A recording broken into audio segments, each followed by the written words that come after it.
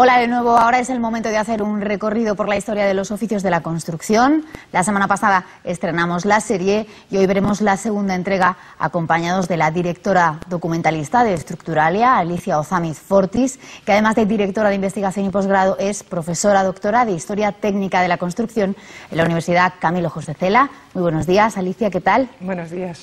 Y nos acompaña también Laura Díaz, que es jefe de obra y técnico del Departamento de Prevención de Riesgos Laborales de la Fundación Laboral de la Construcción de Madrid. Laura, buenos días, bienvenida también. Muchas gracias, buenos días. Bueno, vamos a empezar hablando de esta serie que ya estrenamos la semana pasada. Alicia, se va a hacer un recorrido por la historia de la construcción. ¿Ha sido fácil acotar, quedarse con 10 profesiones de todas las que rodean la puesta en marcha, ¿no?, cuando se levanta una edificación?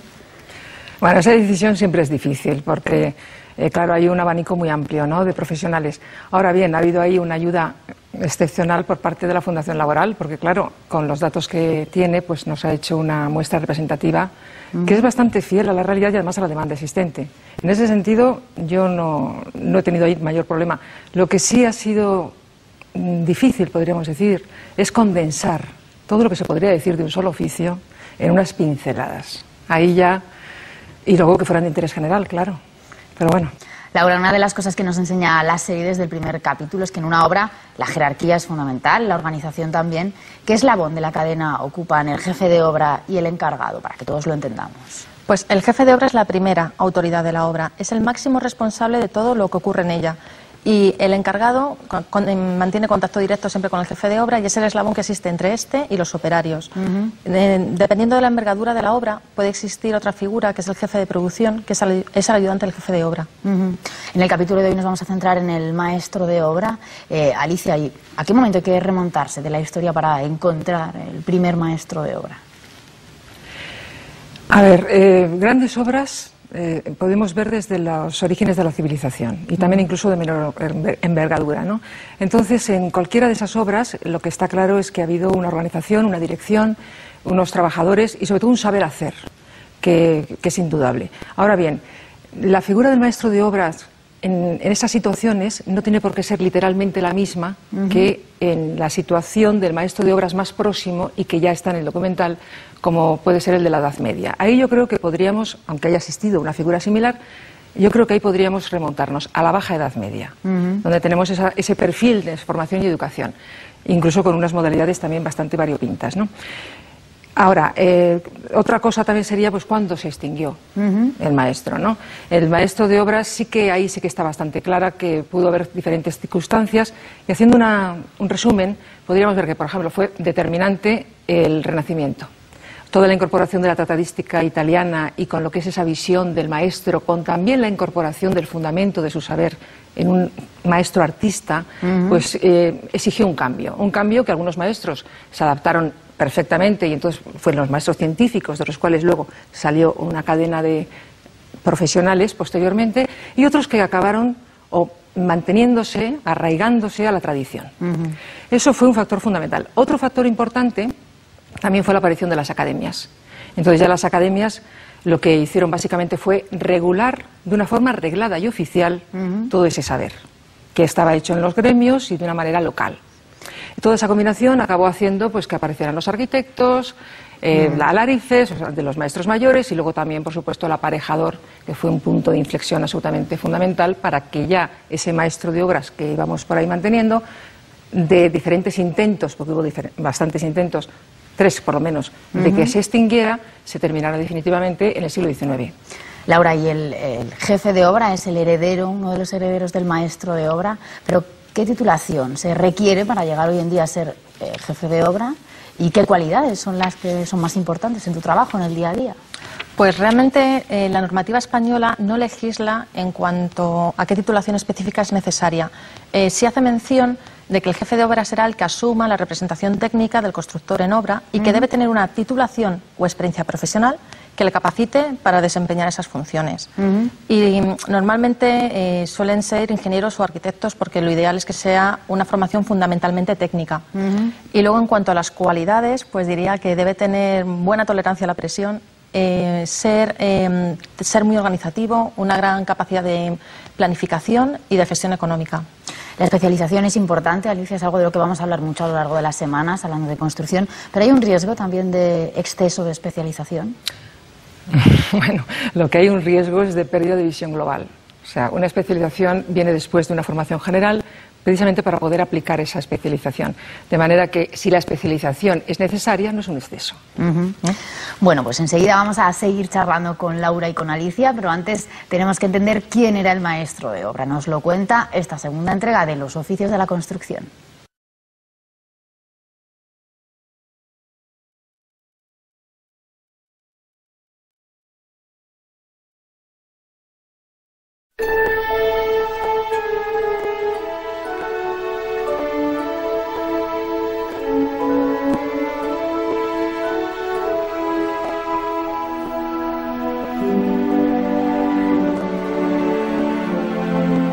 No es posible levantar grandes obras sin una estricta jerarquía y organización. En la jerarquía más alta, los canteros y albañiles asumían simultáneamente los cargos equivalentes a arquitecto, constructor y maestro de obras. En el siglo XI, la figura del maestro de obras comenzó a consolidarse, alcanzando el mayor grado de atribuciones y prestigio en la Baja Edad Media, sobre todo en los siglos XIII y XIV del gótico europeo. En esa época el mundo de la construcción estaba agrupado en gremios, término que es sinónimo de regazo. Los constructores canteros o albañiles medievales, denominados masones, se organizaron en logias. El vocablo logia, en su origen, hace referencia al edificio o galería exterior a pie de obra donde se trabajaba a cubierto, se debatían asuntos del oficio y se descansaba.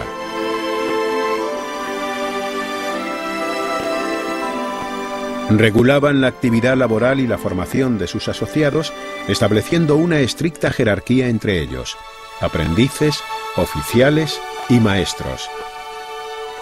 A la organización se ingresaba de oficial, pero para poder ser admitido era requisito indispensable haber sido previamente aprendiz con un maestro u oficial del gremio y haber superado el periodo de aprendizaje tanto práctico como teórico. Cuando se conseguía el anhelado título de maestro, comenzaba un largo peregrinaje que podía durar toda una vida, en pos de nuevos conocimientos que se adquirían con las obras de otros maestros constructores. Se lograba así una formación personal, de individuo a individuo.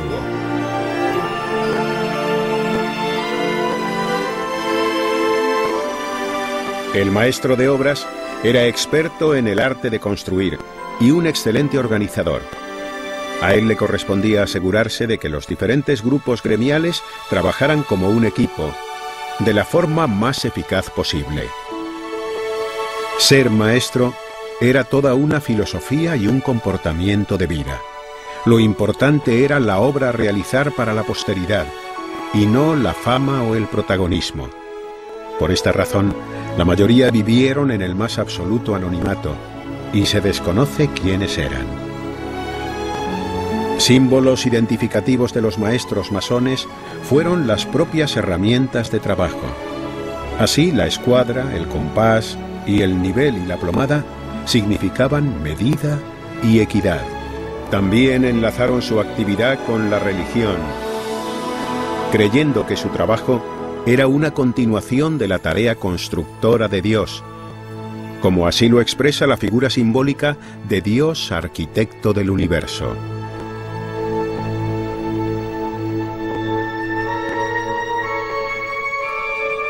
A lo largo del siglo XVIII y principios del siglo XIX, los gremios ya muy debilitados fueron desapareciendo. Tras una pérdida paulatina de atribuciones, la enseñanza de maestro de obras desapareció definitivamente en 1871, poco después de la formalización de los estudios de aparejador en 1855.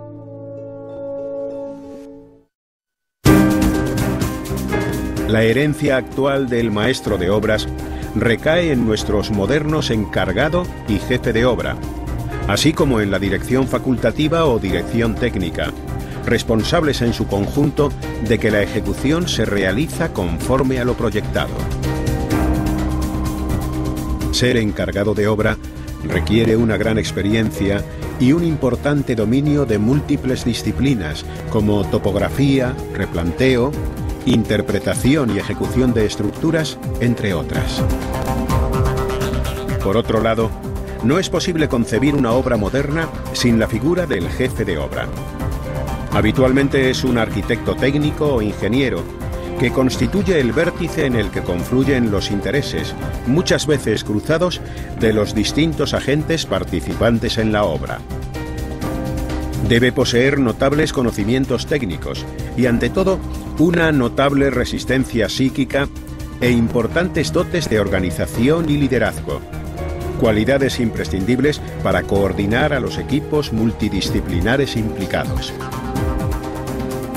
También se le exige una excelente capacitación en la administración técnica y gestión de la obra, tareas cada vez más exigentes, pues la sociedad demanda niveles mayores de seguridad, salud laboral, calidad y cuidado medioambiental. La directora documentalista de Structuralia, Alicia Ozamiz Fortis, y Laura Díaz, que es jefe de obra, nos han acompañado durante esta nueva entrega de los oficios de la construcción. Laura, ¿un encargado de obra siempre aspira a ser jefe de obra o no necesariamente hay que subir de escalón en ese sentido? No, la verdad es que no es la tónica general.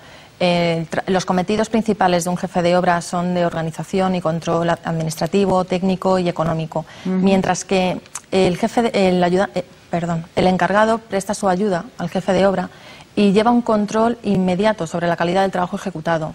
Esto se traduce en que los conocimientos técnicos y tan plurales que son necesarios para ser jefe de obra se suelen obtener por formación universitaria y, sin embargo, el absoluto control del proceso constructivo que tiene el encargado lo tiene gracias a sus años de experiencia a pie de tajo. Es fundamental, Alicia, que tengamos en cuenta que un experto, hay experiencia, hay una serie de factores que hacen falta, ¿no? En una misma fórmula. Tiene que haber especialización, experiencia. ¿Es fundamental para que todo esto acabe en un experto? Un experto requiere necesariamente una formación de calidad especializada, vamos, y luego también experiencia, eso es indudable. Pero si a eso le añadimos vocación, como pieza absolutamente fundamental, entonces no solamente ejercerá su trabajo bien, sino que lo hará con entusiasmo. Y ese entusiasmo, desde luego, acaba contagiando al equipo y saliendo todo mucho mejor y además disfrutando de lo que se hace, ¿no? O sea, yo resumiría pasión, o no sé por qué orden, pero formación, experiencia y pasión. Es algo que quizás no había tenido yo en cuenta, es verdad. Laura, muchas veces tenemos la idea quizás errónea que a pie de obra sobre todo están hombres, pero por ejemplo en tu profesión, ¿qué proporción de mujeres desempeñan ese trabajo? ¿Hay muchas jefas de obra, hay muchos jefes de obra que son mujeres? Pues hombre, poco a poco, gracias a Dios, cada vez más. Sí es verdad que yo creo que la presencia de la mujer en los últimos años cada vez es mayor, pero sí es cierto que normalmente los cargos que ocupan son de mando. Los puestos de oficio todavía se resisten, aunque hay alguno que ya cada vez se ve más mujeres, como puede ser cerrajería, quizás gruistas y montadoras de placas de yeso laminado. Lo que hemos visto en el documental es que el maestro de obra era muy importante, ¿no? La formación de individuo a individuo era una formación muy personalizada. ¿Queda algo de eso, Alicia, hoy en día? ¿O esto se acabó extinguiendo y ahora mismo ya no tiene ningún peso, digamos? Pues fíjate, yo diría que incluso hemos mejorado, porque la enseñanza que se daba en esa época, básicamente regulada por los gremios a un nivel local y dependiente tan directamente de la formación de ese maestro, hacía que hubiera muchos maestros muy distintos. Y entonces, claro, dependiendo del maestro con el que tú estés, pues te transmitía inquietudes, y si no las tenía, pues no te las transmitía. Es decir, que era excesivamente, en ese sentido, a lo mejor coja o dependiente del maestro. Yo creo que lo fundamental, y que se está consiguiendo hoy bastante, por lo menos ese es el espíritu, es la atención personal. La atención personal, que no es lo mismo que de individuo a individuo, pero sin embargo sí, y con una formación reglada, regulada, y que sea pues un poco, en ese sentido, la misma, ¿no? Y también es fundamental, por qué no decirlo, que el alumno quiera aprender, claro, y ponga de su parte, por supuesto. Que de todo tiene que haber. No solamente es el docente, también es el alumno, ¿no? Pues muchas gracias a las dos por habernos acompañado. Alicia, a ti te esperamos la semana que viene para hablar del encofrador. Muchas gracias. Gracias, Laura. Igualmente, gracias. Bueno, pues lo dicho, el capítulo 3 de los oficios de la construcción nos remite a la figura del encofrador y lo podrán ver aquí el próximo martes. Pero antes de eso, la aventura del saber les propone otros contenidos para empezar mañana mismo a partir de las 10. Aquí en la 2 tenemos una cita con la ciencia. Hasta entonces.